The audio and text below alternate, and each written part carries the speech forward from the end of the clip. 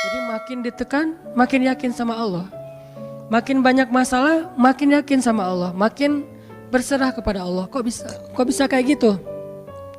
Ada orang yang ketika makin banyak masalah, makin ragu sama Allah. Ini Allah maunya apa sih? Gitu kan?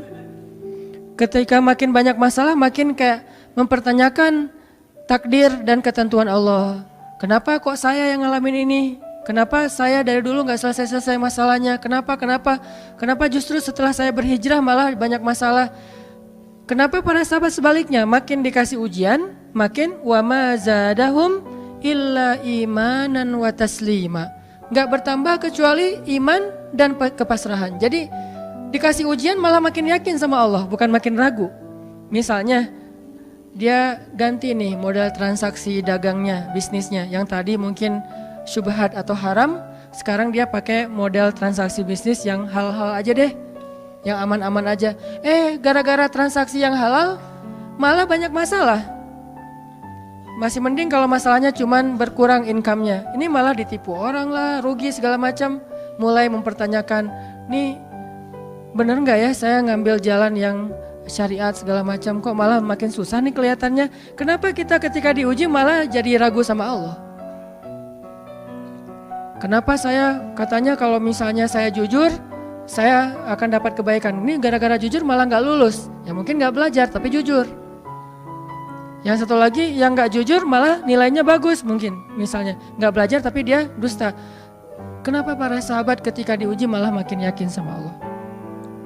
Malah makin pasrah kepada Allah. Karena mereka pegang janji Allah. Itu salah satu tipsnya. Kalau kita pengen tetap woles pas menghadapi kesulitan, pegang janji Allah.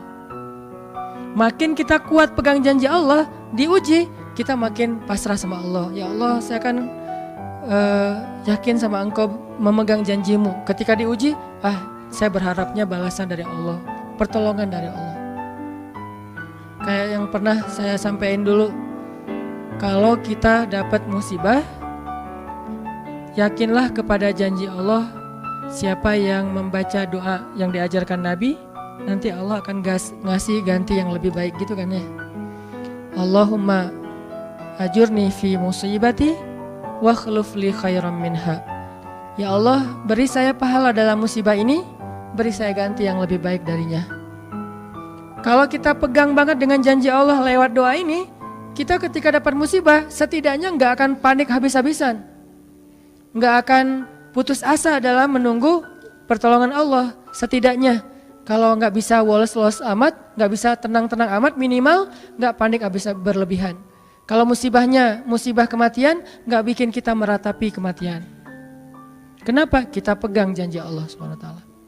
Makanya kan ada cerita seorang ayah yang diberi musibah dengan wafat 2 orang anaknya. Anak laki-laki pertama meninggal. Dia bilang innalillahi wa inna ilaihi rajiun. Anak laki-laki kedua meninggal, dia bilang innalillahi wa inna ilaihi rajiun. Semua ini milik Allah. Allah yang memberi, Allah juga yang mengambil kembali. Suka-suka Allah, pasrah gitu. Nerima, ridho dalam bahasa agama. Bukan ikhlas ya. Kalau ikhlas itu dalam bab ibadah. Kalau dalam bab takdir namanya ridho. Raditu billahi robba. Saya ridho deh dengan ketentuan Allah, itu namanya ridho. Bukan yang ikhlas ya. Ikhlas apaan? Orang gak lagi ibadah kan, lagi ada musibah. Jadi bukan yang ikhlas ya, bukan, tapi yang ridho ya. Kalau mau lebih tepat nih, tapi gak apa-apa deh, pakai bahasa kita aja. Tapi kalau mau lebih tepat maknanya, yang ridho ya, sing ridho ya gitu, bukan sing ikhlas. Karena ikhlas itu ibadah ritual. Nah, dia ridho tuh, innalillahi wa inna ilaihi rajiun. Innalillahi wa inna ilaihi rajiun. Yang ketiga, meninggal juga. Dan dia mulai agak ragu nih, kok gini-gini amat ya. Suatu malam dia bermimpi 2 anaknya itu, dalam mimpi itu ayah ini mau jatuh ke sebuah jurang yang di bawahnya api, kayak api neraka gitu. Ditarik sama 2 anaknya, cuman gak kuat. Kata mereka, seandainya adik ada di sini pasti bisa narik nih, bisa nyelamatin ayah. Kalau adik ada di situ, kenapa cuma 2 yang nolong? Karena 2 itu yang dia ridho, yang satu lagi nggak ridho. Akhirnya cuma 2 orang yang bisa nolong dia di akhirat. Bangun dari mimpi dia sadar, oh ternyata justru Allah pengen nolong dia di akhirat dengan musibah itu. Dan buat anaknya juga kebaikan nanti di akhirat masuk surga. Akhirnya dia bilang innalillah wa inna ilaihi rajiun, astaghfirullahalazim. Hidup kadang kayak gitu. Ketika kita pegang janji Allah, ada sesuatu yang kita tunggu di dalam kesulitan hidup kita, sehingga buat kita selalu punya harapan. Tapi kalau kita nggak pegang janji Allah, kita nggak nunggu apa-apa kecuali mengeluhkan keadaan kita, dan itu bikin kita lemah. Ditolak yang pertama, innalillah wa inna ilaihi rajiun. Ya Allah, beri saya yang lebih baik darinya. Nemu nih, ditolak lagi. Lebih cantik tapi nolak juga, kan lebih sakit ya. Lebih cantik ditolak lebih sakit. Ya Allah, beri yang lebih baik lagi. Makin lama makin di puncaknya rasa sakit yang udah gak tahan, diterima. Ini happy ending nih. Ada gak ya yang kayak gitu ya? Kalau jarang ada, berarti belum mempraktekkan jurus ini nih. Kalau pengen kayak gitu, coba tes deh. Cuman kalau ngetes Allah, Allah tahu sih ya. Coba deh praktekin, bukan ngetes, praktekin. Nanti pasti kita akan ngelihat hasil yang luar biasa. Jadi pegang janji Allah. Saya kalau nggak selalu sih, kadang-kadang nih, terutama hal-hal yang masih mampu. Ada musibah kecil, langsung berpegangan pada janji Allah. Nah, ntar Allah ganti yang lebih baik. Tapi itu harus dengan bahasa hati ya, bukan dengan lisan doang nih. Wa khluf li khairam minha. Hati nggak percaya. Allah kan bermuamalah, berakad dengan kita lewat hati itu teman-teman. Allah nggak berakad dengan kita lewat lisan doang. Makanya niat itu kan sesuatu yang terbersih di dalam hati. Walaupun dalam prakteknya ada mazhab yang mengucapkan, ada mazhab yang tidak mengucapkan. Yang jelas secara definisinya terbersih di dalam hati. Innamal a'malu binniyat. Terus Nabi menunjukkan dalam riwayat yang lain, Nabi menunjukkan ke dadanya atau hatinya.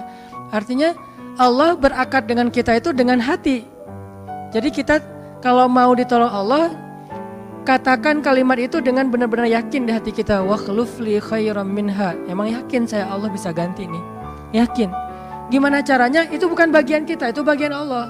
Bagian kita berharap, bagian Allah memberikan cara. Jangan sampai kita mengambil bagian Allah. Pasti kita akan kebingungan. Orang kita bukan Tuhan. Mengambil bagian Allah apa?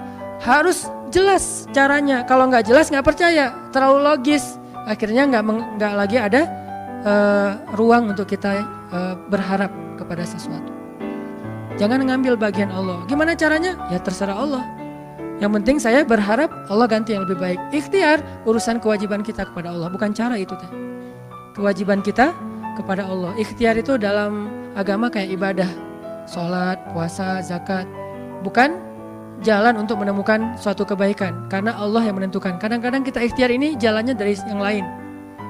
Kita ngejar, ternyata dapatnya justru yang sering pakai curhat. Kan beda-beda kan cara Allah ya. Kita ngejar, gak berhasil, curhat lagi ke teman kita di sebelah. Ternyata dia, bukan dia yang jadi sama dia, kita jadi sama dia gitu maksudnya. Ini artinya emang Allah yang punya cara, asbab, subul. Walladzina jahadu fina lanahdiyannahum subulana. Orang yang bersungguh-sungguh di jalan kami yang akan tunjukkan kepada cara-cara menuju kepada kebaikan. Subul, bukan cuma satu. Kalau satu sabil, ini berarti Allah yang punya cara. Ya Allah, beri saya ganti yang lebih baik. Saya yakin banget nih. Kata teman kita, caranya gimana? Kayaknya mustahil deh. Allah punya cara. Allah bisa mendatangkan sesuatu dengan cara-cara yang kita mengerti, ilmiah, logis. Bisa yang dengan cara yang kita nggak ngerti, nggak ilmiah, nggak logis. Bisa juga dengan sebalik dari apa yang kita ngerti. Kita ngertinya gini, Allah bikin yang sebaliknya. Allah punya banyak cara. Contoh, Allah mendatangkan kita, melahirkan manusia itu dari pasangan ayah dan ibu. Ilmiah, logis, bisa dijelaskan secara keilmuan. Tapi Allah juga bisa mendatangkan seorang anak tanpa ayah seperti Isa dari rahimnya Siti Maryam yang suci. Atau bisa juga mendatangkan seekor onta bukan dari induknya tapi keluar dari batu seperti ontanya Nabi Solih. Allah bisa mendatangkan segala sesuatu dari cara-cara yang yahtasib aula yahtasib. Yang kita mengerti atau kita tidak mengerti. Makanya Allah mengatakan wa yarzuqhu min haitsu la yahtasib. Allah kasih rezeki dari jalan haitsu la yahtasib, yang gak pernah kalian duga. Berarti kalau masih keduga bukan itu jalannya.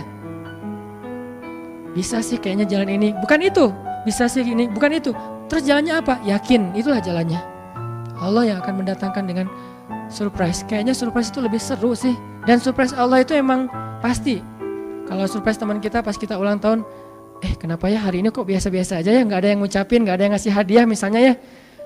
Kita masih berharap, mungkin mereka pengen ngasih surprise. Nanti malam-malam tiba-tiba saya masuk ke rumah, saya buka pintu rumah saya, tiba-tiba orang udah ngumpul semua di dalam rumah, terus ngasih surprise happy birthday gitu, balon segala macam, gitu-gitu deh.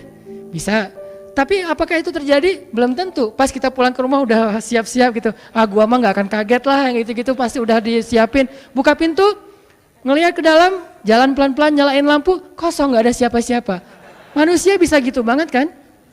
Teman kita atau pasangan kita berpikir, pasti dia ingat lah, nggak mungkin dia nggak ingat hari jadian kita atau hari putus kita terus jadian lagi, atau hari lahir lah minimal, pasti dia ingat. Tapi belum tentu dia bisa ngasih kita surprise seperti yang kita harapin. Kalaupun dia ngasih surprise, kadang-kadang kado atau hadiahnya itu nggak seperti yang kita harapin, biasa-biasa aja ternyata. Mungkin dia lagi nipis keuangannya, nggak punya modal apa-apa, ya udah ngasih apa yang ada aja, pulpen, permen. Nah, Allah nggak gitu. Allah kalau ngasih surprise itu benar-benar ngasih dan buat kita benar-benar ngerasa beruntung kalau kita percaya. Makanya berakatlah dengan Allah lewat hati. Hadza ma wa'adanallahu wa rasuluh wa sadaqallahu wa rasuluh. Benarlah Allah dan Rasul. Hasbiyallah atau apapun ucapan-ucapan belief, termasuk wa khluf li khairam minha, beri saya ganti yang lebih baik darinya. Tapi kita berakad itu dengan hati, Allah tunjukin tuh. Ini yang bisa bikin kita sedikit lebih tenang atau banyak bisa dapat ketenangan kalau kita dalam kondisi yang sulit. Kalau diuji dalam hal-hal yang kayaknya mentok gitu, mau kemana lagi nih, mau gimana lagi nih, mau apa lagi nih, kan gitu kan? Udah nggak tahu lagi ya mau gimana, mau kemana, mau apa, mau siapa lagi nih? Kayaknya semua yang di list reunian udah ditembak satu-satu, gagal semua gitu kan? Mau siapa lagi nih? Teman kuliah udah, teman SMA udah, sampai teman SD juga udah. Masa nyari teman TK gitu kan ya? Nyari semua nolak, ke siapa lagi, Allah yang punya siapanya. Kadang-kadang siapanya Allah itu kita gak pernah ngeduga. Yang kita gak pernah mau ke situ karena berpikir gak mungkin deh kalau itu mah. Justru kita gak ngedatangin dia karena kita gak percaya mungkin. Tapi buat Allah apa sih yang gak mungkin? Julaibib dengan kondisi rakyat jelata banget ketemu seorang cewek yang selebgram banget, bisa aja tuh. Apalagi kita yang insya Allah gak julaibib amat lah ya, masih kerenan dikit lah. Walaupun mungkin solehnya pasti jauh dengan Julaibib. Tapi secara fisik ya kita bukan budak. Kita bukan orang yang seperti digambarkan di dalam hadis gimana fisiknya Julaibib sangat pas-pasan. Walaupun tingkat kesolehannya jauh. Pasti sahabat itu tidak tergantikan, tidak tertandingi. Oke, itu satu kasus di Al-Quran gimana Wallace dengan modal pegang janji Allah. Berakad kepada Allah dengan hati. Ini kata kuncinya. Berakad kepada Allah dengan hati. Dan Allah pasti la yukhliful mi'ad. Gak akan ingkar janji. Gak akan. Kalau dengan hati. Masalahnya tingkat hati juga darajat. Lahum darajatun inda rabbihim. Orang yang beriman itu bertingkat-tingkat. Ada yang imannya itu benar-benar luar biasa. Sampai hal yang paling mustahil buat dia tuh gak ada yang mustahil buat Allah. Ada yang berimannya yang berat-berat mah dia masih agak-agak ragu, yang ringan-ringan dia masih yakin. Berarti aku tergantung prasangka hambaku kepadaku.